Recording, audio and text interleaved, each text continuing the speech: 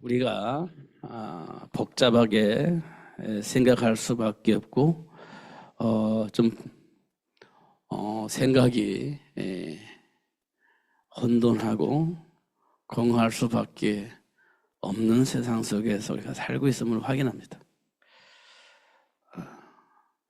우리가 생각이 복잡해요. 이유는요, 정리가 되지 않았기 때문에 그렇다. 정리가 되지 않았기 때문에 정체성을 모르기 때문이다. 이렇게 우리가 말할 수 있습니다. 알면요 쉽습니다. 어렵지 않습니다. 예수님께서 우리에게 말씀하셨죠. 수고하고 무거운 짐진 자들아 다 내게로 오라. 내가 너희를 쉬게 하리라. 이 말씀은 나름의 기준을 가지고 성공을 위해서 열심히 살고 있는 사람들의 모습입니다. 그런데요, 방향도 삶의 이유도 목적도 분명하지만 왜 그렇게 살아야 되는지에 대한 답을 가지고 있지 않기 때문에 그래요. 왜 그렇게 하나님과 함께 살아야 되는지 그 이유를 모르기 때문에 굉장히 힘들고 복잡하게 삽니다. 신자들이 조금 더 복잡해요. 불신자보다는. 왜냐하면 하나님 안에서 생각을 하면서 삶을 살아야 되니까 더 복잡합니다. 더 힘듭니다. 더 혼란스러워해요. 세상 사람들은 하나님과 상관없이 내가 원하는 대로 내가 결정하고 내가 살면 되잖아요. 내가 원하는 대로 내가 결정을 하고 내 마음대로 살면 되잖아요. 문제가 오고 문제가 해결되지 않아서 문제지 실제적으로 내가 생각하는 대로 내 마음대로 사는 것은요 그렇게 복잡하지 않은 거예요. 그게 답이 아니어서 저주와 같은 재앙을 만나기 때문에 그걸 해결할 수 없는 삶을 살기 때문에 어쩔 수가 없지만 복잡하지는 않단 말이에요. 내가 원하는 대로 살 수 있으니까. 근데 하나님의 백성들이요 똑같이 삽니다. 내가 원하는 대로 내가 목적한 바를 두고 삽니다. 근데 우리는요 내 마음대로 살 수가 없어요. 하나님의 말씀이 내 안에 있으니까. 근데 하나님의 말씀 속에 준비된 복을 우리가 알면 쉬워지는데 알겠는데 안 믿어지는 겁니다. 알겠는데 안 믿어져요. 그 세상 사람들은 복잡하지 않고 내가 원하는 삶을 선택을 하고 살면 되어지는데 우리는 그렇게 살지도 못해요. 하나님의 말씀이 있으니까. 근데 하나님의 말씀 안에서 답을 가지고 있느냐? 또 그렇지도 않아요. 하나님이 원하시는 삶의 목적을 알고 있느냐? 알고는 있어요. 그런데 그렇게 살지 않습니다. 그러니까 우리는요, 세상 사람들보다 더 복잡하게 사는 거예요. 더 복잡하게. 더 힘들게 사는 겁니다. 그러니까 세상 사람들하고 비교해 볼 때 우리가 세상 사람들을 이길 수가 없어요. 사실은. 왜 못 이기냐? 세상 사람들은 자기가 원하는 것을 위해서 최선을 다해서 자기가 원하는 것을 이루기 위해서 노력을 하고 있는 겁니다. 세상 사람들은. 자기가 원하는 그 목적을 향해서 최선을 다해서 노력을 하는 거예요. 내가 그걸 선택을 하고 그 일을 위해서 하겠다고 다짐을 했기 때문에 최선을 다해서 준비를 하는 겁니다. 근데 신자들은요, 나도 그렇게 하고 싶어. 그런데 덜커덕 뭐가 걸리냐면 말씀이 걸리는 겁니다. 말씀 안에 준비된 복을 모르고 말씀 안에 덜커덕 걸리니까 내 마음대로 할 수도 없어요. 그러니까 세상 사람들에게 지는 거예요. 예수 믿는 사람이. 저요. 그러니까 세상 사람들이 예수 믿는 우리를 보면서 웃기게 보이는 겁니다. 웃기게 보이는 거예요. 우리를 무시하게 되는 거예요. 왜냐? 세상 사람도 성공했는데 나는 아직도 성공하지 못하고 이렇게 힘들게 살거든요. 그러니까 웃기게 보이는 겁니다. 가인이요, 아벨을 볼 때 웃기게 보인 겁니다.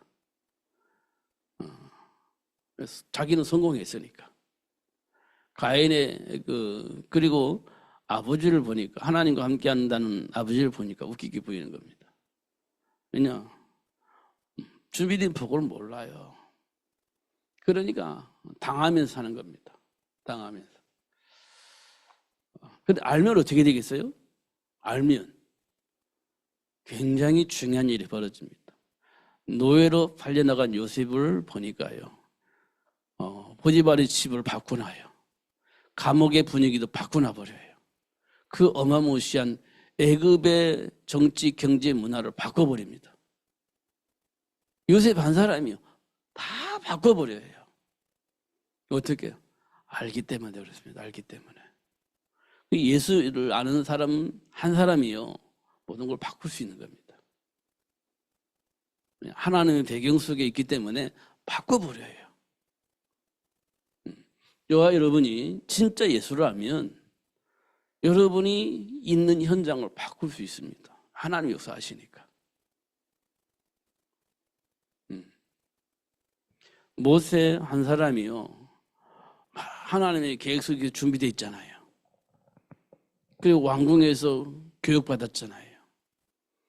그리고 40세가 될 때 자기 백성을 돌아볼 마음으로 자기 백성을 돌봤잖아요. 애굽의 군인들을 죽이고 이스라엘 백성을 도왔잖아요. 근데 지기들끼리도 싸우는 겁니다. 이스라엘 백성은 지기들끼리도 싸우는 거예요.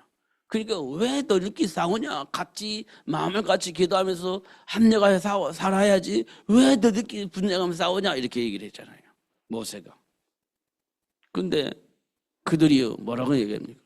지난번에 너 애굽의 군인을 죽였잖아. 그리고 네가 왜 우리한테 간섭을 해? 이렇게 하면서 딱 부딪혔잖아요. 잘 봐야 됩니다. 진짜 많이 봐야 돼요. 부딪혔잖아요. 그러니까 이제 들통나버렸어요. 그래서 모세가 도망가 버렸잖아요.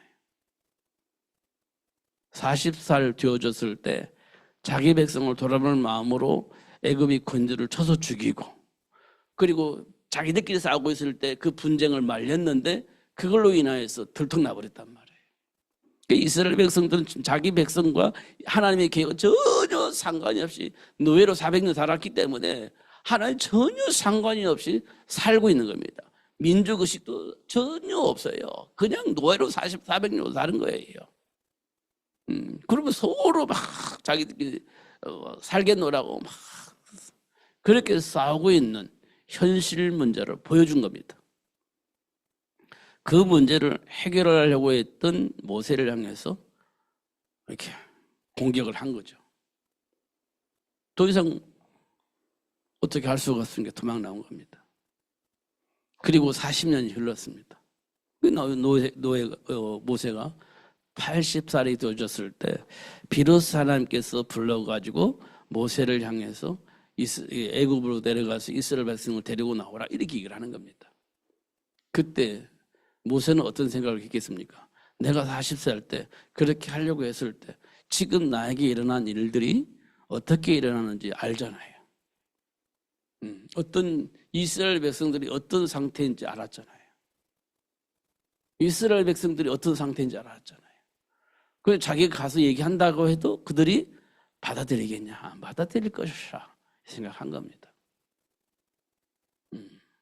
그때 해봤는데 이스라엘 백성들의 상태가 그러더라. 근데 지금 여전히 똑같겠죠. 40년이란 노예 생활을 더 시작했는데 똑같겠죠. 그러니까 안 된다라고 생각을 했을 거예요. 그건 안 되는 겁니다. 해봤잖아요, 내가 40살 때.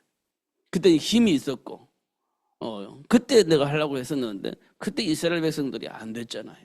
근데 내가 80살, 내가 할아버지 됐는데 가서 얘기하면 그들이 들을까요? 안 들을 거라고 생각한 겁니다. 그래서 안 된다고 얘기를 한 거예요. 그래서 그게 과거의 경험입니다. 그때 해봤는데 안 됐어요. 그때 내가 진짜 해보려고 했었거든요. 힘이 있었으니까. 근데 그때 안 됐어요. 이스라엘 백성도 그랬습니다, 상태가. 근데 지금은요, 내가 할아버지 됐는데 내 말을 듣겠어요? 안 들을 겁니다. 이게 과거의 경험입니다. 우리가 가끔가다 그런 생각을 하잖아요. 안 될 거예요. 왜냐? 내가 원래 그래요. 이런 과거 있잖아요. 과거. 무능. 때때로는 해봤는데 실패한 거. 그것 때문에 나는 안 된다라고 생각을 하고 있는 그 생각이 굉장히 강하게 각인되어 있잖아요. 그래서 감히 못하는 거지 않습니까? 모세가 그랬을 거예요. 그래서 못한다. 근데 하나님께서 뭐라고 말씀하시냐? 하나님이 함께 할 것이다. 내가 너와 함께 할 것이다. 지금 똑같은 거예요. 하나님 우리와 함께 계신다고 하잖아요. 그런데 내 실력으로, 내 능력으로, 내 과거의 경험으로 할 수 있을까? 안 될 거요. 이게 우리 안에 있는 겁니다. 모세가 다 그렇게 했거든요. 모세가. 그래서 하나님께서 여러 가지 증거를 보여주었어요. 그래도 안 되는 것은 안 된다라고 생각을 하는 겁니다. 그래도 안 되는 건 안 돼요. 이렇게. 우리 안에 각인되어져 있는 생각이 그렇습니다.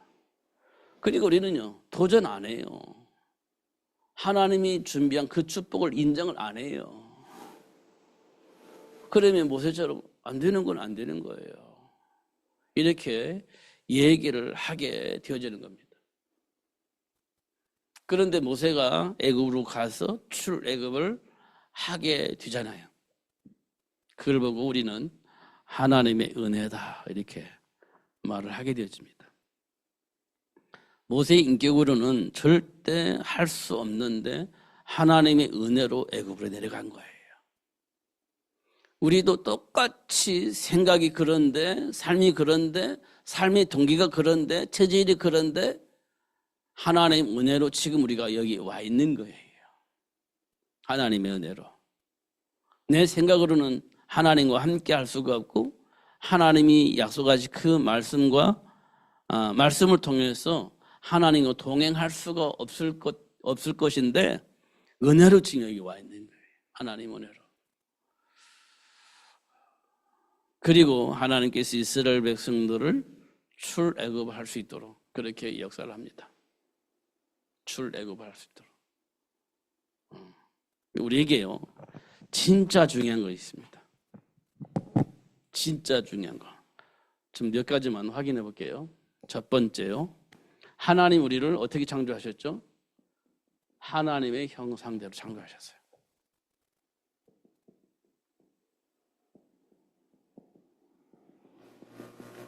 하나님의 형상으로 창조하셨어요. 우리 인간의 모습입니다. 하나님의 형상으로 창조하셨어요.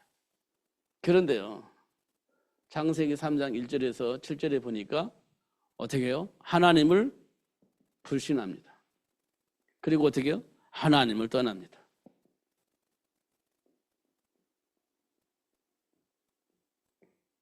하나님을 불신하고 떠나요. 지금 이 상태에 우리가 진짜 잘 봐야 됩니다. 이 속에 있는 사람들은 뭐합니까? 이 속에 있는 사람은요, 두려움이 있습니다. 이 두려움의 시작은 뭡니까? 창세기 2장 17절에 보니까 뭐가 있어요? 먹는 날에는 정령 죽으리라.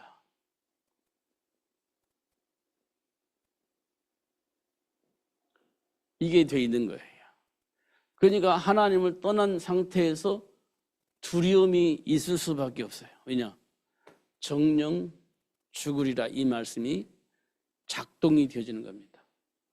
정령 죽으리라. 죽음에 대한 두려움이에요. 이게 항상 작동이 되는 거예요.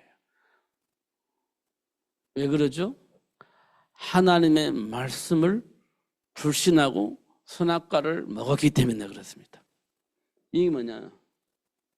죄의 문제가 항상 나를 두렵게 만드는 겁니다. 그래서 이 죄 문제를 해결하기 위해서 뭐 합니까? 무화과 나무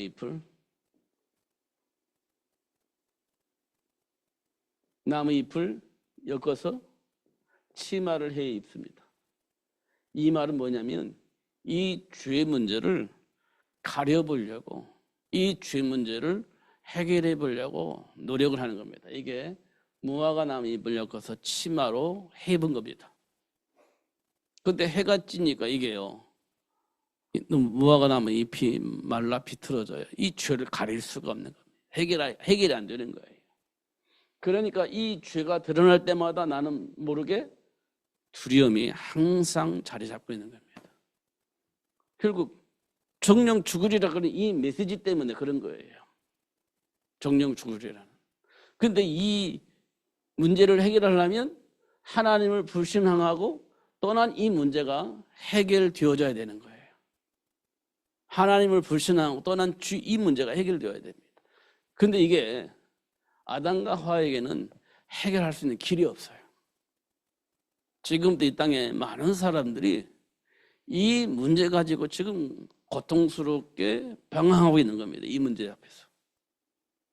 그 누구도 이 문제 앞에서 지금 방황하는 거예요. 그리고 이 문제를 해결하기 위해서 우리 무화과 나무 잎을 엮어서 치마를 해 입어서 지금 내가 가지고 있는 이 죄 문제를 해결하기 위해서 무단히 노력을 하고 있는 겁니다. 이 땅의 모든 사람들이 이거 해결하려고 수없이 노력합니다. 어떤 짓을 했든지 해요. 이거 해결하려고. 근데 이게 해결이 안 돼요. 그러니까 드러나면 또 두려움 속에 있는 거예요. 왜냐? 반드시 죽는다고 했으니까. 반드시 죽는다고 했으니까. 이 문제 때문에 또 힘들어하는 겁니다.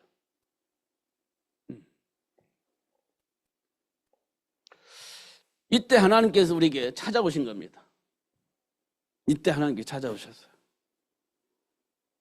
그리고 하나님께서 이 모든 것을 다 드러내셨습니다. 드러냅니다. 그리고 어떻게 해요? 드러내시고 고백하게 만드는 겁니다. 드러내시고 고백하게 만들어요. 아담과 하와가 고백했잖아요. 물론 여기에서는요, 책임을 전가합니다. 아담은 하와에게 전가하고 하와는 사단에게 전가하고 이렇게 되죠. 책임을 전가해요. 왜냐? 이 죽음의 문제를 내가 해결해야 되잖아요. 이 죽음의 문제에서 벗어나야 되잖아요. 그럼 문제는, 원인은 내게 있지 않고 누구에게 있다요? 상대방에게 있다. 이렇게 얘기를 한 겁니다. 근데 하나님은 우리에게 뭘 얘기하냐면, 하와 때문에 그래? 뱀 때문에 그래? 영향은 주었지. 분명히 영향 주었습니다. 중요한 것은요, 그 선택을 누가 했어요? 그 선택을 내가 했습니다. 내가. 다시 말하면 이 문제는 누구예요? 내가 하나님을 향해서 불신한 거예요. 누구 문제예요? 내 문제예요. 누구에 막 영향을 주고 막 해서 그럴 수밖에 만드는 것처럼 보이지만 결국은 내가 어쩔 수 없는 선택이었지만 그래도 불구하고 내가 하나님을 불신앙하고 그 길을 선택을 한 겁니다. 누구 책임이에요? 내 책임이죠. 내 책임이잖아요. 성경에 보면 요셉이 형들을 감정적으로 어떻게 처리를 했어도 요셉은 합당해요. 왜냐? 형들이 노예로 팔아먹었잖아요. 거기에 대한 대가로 형들을 어떻게 처벌해도 괜찮아요. 왜냐? 애굽의 총리잖아요. 우리가 옛날에 그랬잖아요. 네 치를 네가 알려라. 알지? 이렇게 이제 옛날에 우리 조선시대 판사들 그랬잖아요. 네 죄를 네가 알지? 이렇게 얘기를 했잖아요. 그러니까 요셉이 형들을 보면서 당신들이 나한테 한 짓은 뭔지 알지? 그렇게 얘기를 하면서 징계를 해도 아무런 문제가 없습니다. 한 짓이 있으니까 형들이. 그렇잖아요. 그런데 요셉은 그렇게 판단을 하지 않았어요. 왜 그랬을 것 같습니까? 하나님 앞에서 보았기 때문에 그래요. 인간의 감정으로 보지 않고 하나님 앞에서 보았기 때문에 그런 해석이 되어지고 그런 선택을 할 수 있었던 거예요. 왜 요셉이 그렇게 선택을 했어요? 그래서 요셉은 하나님의 계획 속에서 형들을 살리고 세상의 모든 사람들의 생명을 보존할 수 있는 그런 축복의 삶을 살 수 있게 되어진 겁니다. 그렇지 않았더라면 어떻게 했겠어요? 감정적으로 봤더라면, 윤리적으로 봤더라면, 지금까지 고통스러울 수밖에 없는 원인을 인간을 통해서 찾았더라면 어떻게 되겠어요? 요셉이 형들을 향해서 해석을 했겠죠. 당신들이 나를 노예로 팔아가지고 내 노예 살면서 얼마나 힘들게 사는지 알아? 그리고 당신들이 아니었지만 당신이 나를 노예로 팔았기 때문에 노면서 감옥에 가서 죽을 뻔했어요. 평생 감옥에 살다가. 그런데 지금 운이 좋게 내가 애굽이 총리가 됐는데 설명을 하면서 형들을 향해서 압박을 했더라 하면 어떻게 됐을 것 같습니까? 하나님과 전혀 상관이 없는 일을 했을 겁니다. 하나님과 전혀 상관이 없는. 그걸 보고 우리는 감정이라고 합니다. 그런 선택을 했을 거예요. 그런데 요셉은 하나님 앞에서 보았기 때문에 하나님이 하시는 일, 하나님이 이끌어 가시는 일, 하나님의 그런 일들이 그런 만남을 통해서 그런 해석을 통해서 그런 복을 내가 받았는지 그 이유를 확인을 한 겁니다. 형들을 만났을 때 고백이 굉장히 중요해요. 그래서 당신들이 나를 이곳에 판 것이 아니라 하나님이 당신들을 통해서 나를 이곳에 먼저 보내신 것입니다. 이렇게 해석이 되어진 겁니다. 이 해석이 요셉에게만 있는 것이 아니라 지금 우리에게도 똑같이 해석이 되어져야 돼요. 당신들은 나를 괴롭힌 게 아니시거나 당신 때문에 내가 괴로움을 당했고 고통스럽게 살았지만 사실은 알고 보면 하나님이 당신들을 통해서 하나님이 원하신 그 일을 이루기 위해서 하나님 나를 이렇게 이끌어 오셨습니다라고 얘기를 할 수 있어야 된다는 거예요. 그래야 그 관계가 하나님 안에서 행복해지는 거예요. 그렇지 않으면 우리는 원수가 되는 겁니다. 당신 때문에 내가 얼마나 힘들었는지 알아? 내가 죽을 뻔했어. 나는 본래 그런 사람이 아니야. 이런 말을 하잖아요. 그렇게 말할 수밖에 없는 상황이 생기는 거지. 그러면요, 그 사람의 마음에는 수고하고 무거운 짐을 지고 살아야 돼. 행복하지 않아요. 맞는 해석이라 할지라도 그 해석을 하는 순간부터 내 마음에는 행복하지 않아요. 평안하지 않습니다. 나도 모르게 분노가 막 생기는 거예요. 이런 것도 우리가 확인할 수 있죠. 하나님께서 그렇게 드러내 주시는 겁니다. 그리고 하나님이 하시는 일들 알게 하시고 하나님과 하나님이 하시는 그 일들 속에서 하나님 나를 어떻게 이끌어 가시는지 그 이유를 알고 고백을 하는 거죠. 이게 굉장히 중요한 겁니다. 드러내놓으시고 그렇게 했단 말이에요. 그 불신이에요, 불신. 그때 하나님께서 말씀하셨어요. 그 마귀의 일을 멸하시고 하나님과의 관계를 회복할 수 있는 여자의 후손을 약속을 합니다. 여자의 후손. 이 부분 우리가 진짜 확인해야 됩니다. 여자의 후손.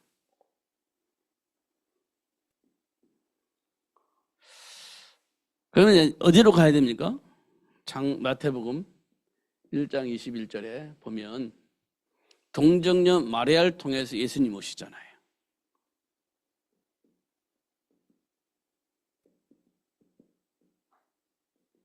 동정녀 마리아를 통해서 예수님 오세요. 이 문제를 어떻게 해석했냐 보면요, 그가 자기 백성의 죄, 그가 자기 백성들이 가지고 있는 그 죄의 문제를 해결한다는 거예요. 예수란 뜻이 그가 자기 백성들이 가지고 있는 그 죄의 문제를 해결하자라는 겁니다. 죄의 문제 해결하는. 이게 뭡니까? 하나님을 불신한 거예요. 하나님을 불신한 죄예요. 하나님을 불신한 죄. 하나님을 향하여서 불신하는 죄, 이 문제를 해결하시려고 오셨다는 거예요. 이 문제를 동정녀 마리아를 통해서. 그 다음에 뭡니까? 요한일서 5장 13절인가요? 마귀의 일을 멸하기 위해서 오셨다. 마귀의 일을. 마귀의 일이 뭡니까? 요한복음 8장 44절에 보면 지금 우리 삶 속에서 드러나는 많은 문제들 있잖아요. 우리 삶 현장에서 드러나는 많은 문제들, 많은 사건들, 많은 갈등들, 많은 것들이 있지 않습니까? 이게 어디서 나왔어요? 너희 아비 마귀에서 나온 것이다. 이렇게 얘기를 하고 있습니다. 이걸 우리는 삶의 열매 이렇게 볼 수가 있습니다. 지금 우리에게 나타나는 그 모든 열매가 어디서부터 시작되냐? 너희 아비 마귀에서 나온 것이다. 이렇게 되어 있어요. 너희 아비 마귀에서 나온 것이다. 그런데 예수님 오신 것은 그 마귀의 일을 멸하기 위해서 오셨다. 이렇게 얘기를 하고 있는 겁니다. 첫 번째는 예수님 오신 목적은 우리가 하나님을 불신앙하고 떠난 죄의 문제를 해결하려고 예수님이 동정녀 마리아를 통해서 오셨고, 오신 진짜 이유는 그 마귀에 묶여있는 우리를 해결해 주시려고 오셨다. 이렇게 얘기를 하고 있습니다. 그게 자기 백성의 죄예요. 이 문제의 결과는 하나님과 함께 할 수가 없잖아요. 결과로. 그래서 하나님이 이 땅에 예수님을 보내주셔서 하나님과 함께 할 수 있는 그 문을 열어주시기 위해서 예수님이 오셨다. 그렇게 얘기를 하고 있는 겁니다. 그 문제를 해결하기 위해서 예수님이 오셨다. 다시 말하면 하나님과 함께함으로 이 세 가지 문제는 다 끝나는 거예요. 그래서 예수님께서 말씀하세요. 영접하는 자, 그 이름을 믿는 자들에게는 하나님의 자녀가 된다. 이렇게 말씀을 하고 있는 겁니다. 하나님의 자녀가 되면 어떤 일이 벌어져요? 요한복음 14장 25절에서 27절에 보니까 하나님의 모든 것을 알고 계시는 성령 하나님께서 가르쳐서 알게 하신다는 겁니다. 가르쳐서 알게 하신다.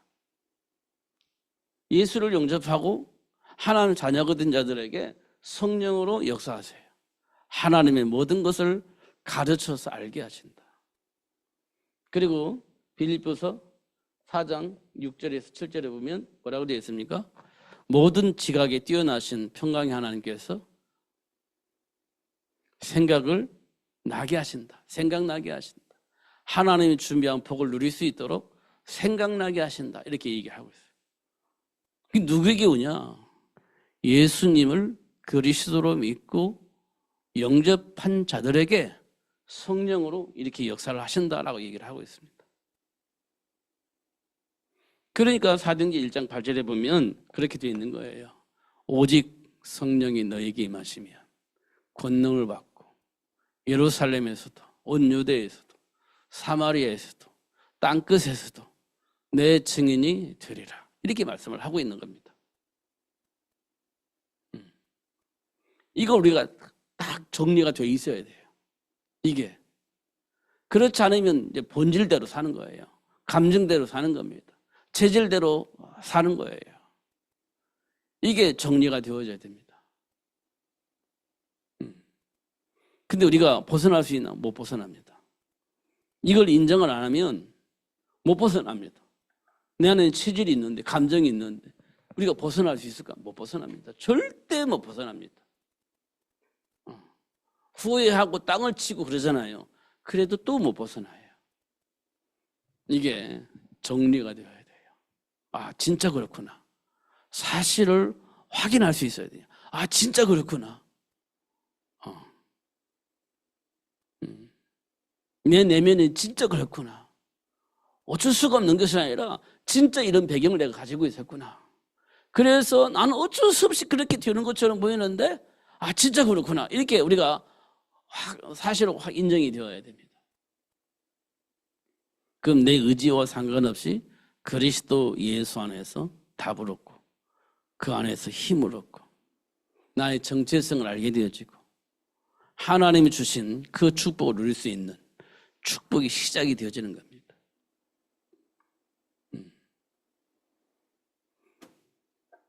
그래서 하나님께서 우리에게 주신 방향이 있습니다. 삶의 방향. 세계 복음화인데요.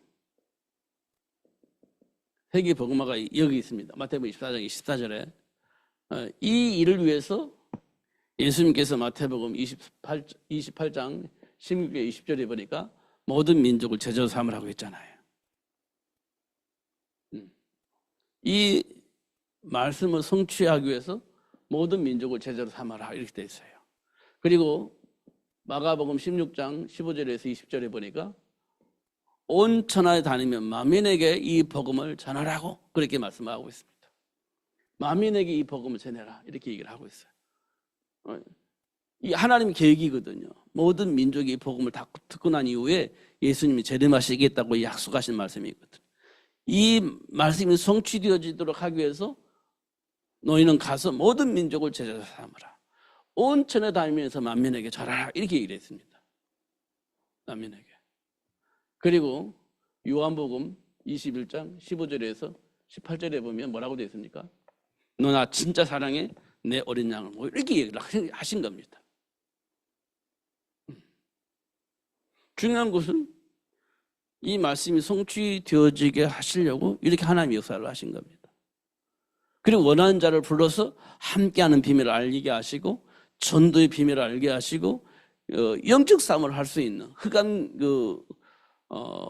귀신을 쫓아낼 수 있는 권능이 있음을 알게 하시고 그 복을 누릴 수 있도록 그렇게 역사를 하시는 겁니다. 하나님이 저와 여러분 부르신 이유입니다. 저와 여러분 부르신 이유. 이거 꼭 기억을 해야 됩니다. 이게 정리가 되어야 돼요. 이게 핵심 메시지입니다. 이게 창세기 1장에서부터 마태복음 이게 요한계시록 21장입니까? 22장입니까? 마지막 보면 어떻게 합니까? 주 예수여 어서 오십시오. 이렇게 기록되어 있거든요. 마지막에 어서 오세요. 이렇게 기록되어 있거든요. 그러니까 이 말은 뭐냐면 마태복음 24장 24절 이 말씀이 기록되어 있는데 요한계시록에 보면 이게 되어 있어요. 주 예수여 어서 오십시오. 이렇게. 이 날이 올 거란 말이에요. 이 날이. 그럼 이 날이 오기까지 우리는 뭐 해야 되냐? 모든 민족을 제자 삼고 온천에 다니면서 만민에게 복음 증거할 수 있는 어린 양을 세워나가는 거예요. 즉 우리 삶 속에서 삶 현장에서 이루어지는 일들이에요. 그걸 우리에게 보여줬잖아요. 사도 바울을 통해서 로마를 어떻게 복음화시켰는지. 회당에서 서원에서 다음 세대를 준비하면서 현장을 복음화할 수 있는 제자 만드는 거죠.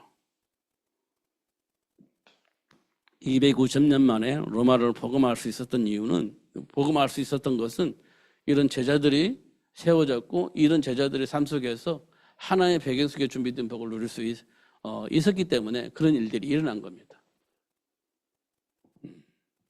그 우리는요 두려움 속에서 원망하고 불평하고 책임을 전가하는 그런 일들이 삶 속에 일어나는데 그때 예수님 찾아오셔서 하시는 얘기예요. 그 배후에 누가 있냐? 사단도 있고 많은 사람도 있는데 중요한 것은 네가 하나님과 관계를 모른다는 거예요. 그러니까 불신앙하고 인본주의에 쓰게 된다는 거예요. 그리고 자꾸 책임 전가하고 원망하고 불평하고 그렇게 산다는 거예요. 그 문제의 배후에 악한 영이 있고 그 악한 영 때문에 네가 지금 문제는 악한 영이 문제가 아니고요. 그로 인하여서 영향을 받고 불신앙한다는 거예요. 그게.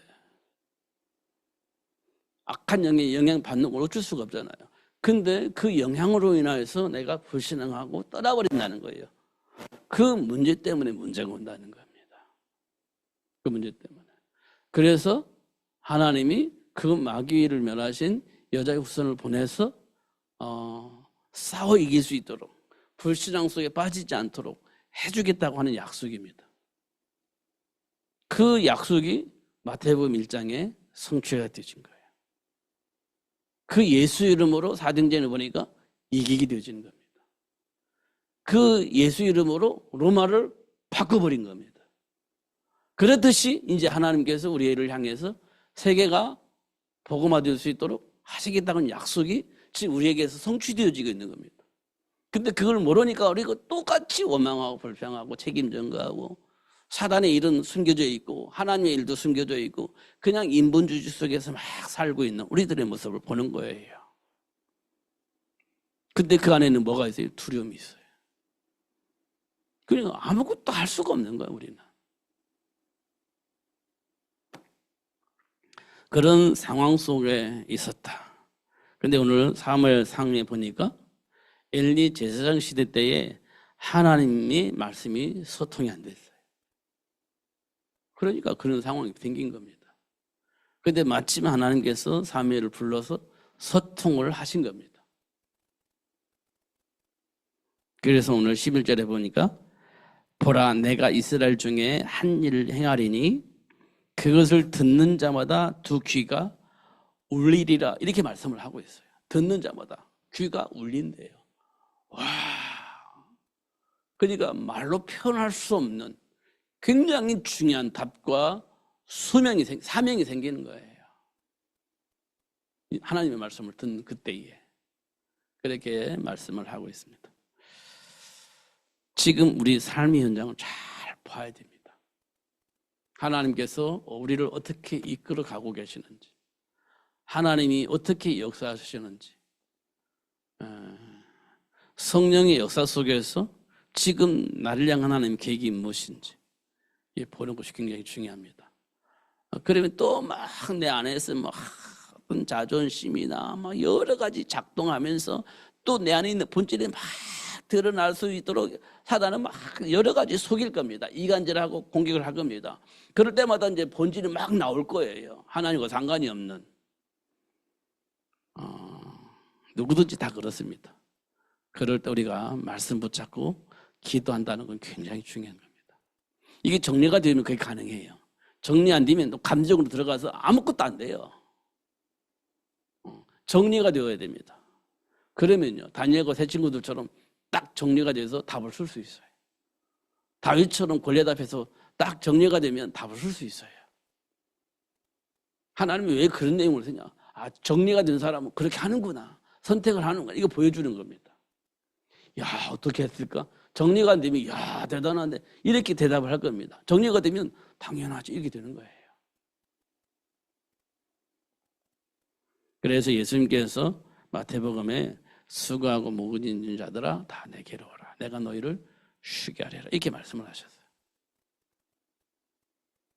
하나님이 우리를 향한 준비된 복을 누릴 수 있도록 인도하시고 역사하고 계시는 겁니다. 그렇게 되어지도록. 내가 뭘 자꾸 하려고 하면 힘들어지잖아요. 근데 하나님의 계획 속에서 준비된 복을 보면 자연스럽고 행복하게 하나님 원하시는 일을 하게 되어지는 겁니다. 책임을 지는 게 아니에요. 준비된 복을 누리는 겁니다. 자연스럽게. 그게 신앙생활이에요. 억지로 하면 나중에 힘들어져요. 그것도 이제 사단의 통로가 되어지고, 그냥 아는 사람은 행복해집니다. 어쩔 수 없이 막 억지로 하는 거예요. 안 하면 안 되니까 막 어쩔 수 없이 하게 되면 나중에 시험 듭니다. 힘들어요. 그냥 알면요, 쉬워집니다. 알면 쉬워져요. 행복해집니다. 다시 한번 하나님 앞에서 나를 내려놓고 점검할 수 있는 시간을 가지고 하나님 원하신 그 일을 하게 하시는 하나님 역사 속에서 고백할 수 있는 그런 축복이 있기를 예수님 이름으로 축복합니다. 기도하겠습니다. 살아계신 하나님 아버지 감사합니다. 오늘도 최고의 복을 주시고 알게 해주시니 감사합니다. 현실 앞에서 하나님 준비한 복을 볼 수 있는 축복이 있게 하여 주옵소서. 하나님이 주신 말씀 속에서 나를 향한 하나님의 계획을 알 수 있는 시간이 되어지게 하시고 그 안에 준비된 축복, 그 안에 나에게 주어진 삶의 사명도 알게 해 주시고 그 안에 준비된 복을 누리면서 사람들을 복되게 하는, 사람을 살리는 삶을 살 수 있도록 역사하여 주시옵소서. 특별히 다음 세대들에게, 우리 자녀들에게 이 놀라운 축복들이 전달될 수 있도록 성령으로 역사하여 주옵소서. 아무리 설명해도 안 되어지는 것은 안 되어지는 것이기에 하나님께 간절히 소원하는 것은 하나님이 주신 말씀이 전달될 때 그들의 마음의 문이 열려져서 말씀을 들을 수 있는, 그리고 고백할 수 있는 축복을 허락해 주시기를 간절히 소원합니다. 그래서 하나님과 소통하면서 준비된 복을 보게 하시고 알게 하시고 고백하면서 하나님과 동행할 수 있는 우리 자녀들이 될 수 있도록 축복하여 주옵소서. 하나님이 원하시는 말씀이 전달될 때 그런 일들이, 그러한 기적들이 일어날 수 있도록 축복해 주옵소서. 루디아의 마음을 들어서 열어서 사도 바울의 말을 청중할 수 있도록 축복하셨던 것처럼 우리 자녀들에게 이 놀라운 비밀들이 전달될 때 하나님께서 그들의 마음의 문을 열고 말씀을 들을 수 있도록, 그리고 그 말씀 안에 준비된 복을 보게 하시고 고백하고 주께 돌아올 수 있도록 전 축복하여 주옵소서. 하나님이 원하시는 그 일을 이루어 나갈 수 있는 가정이 되어지게 하시고 가문이 될 수 있도록 축복해 주옵소서. 예수님 이름으로 기도하옵나이다. 아멘.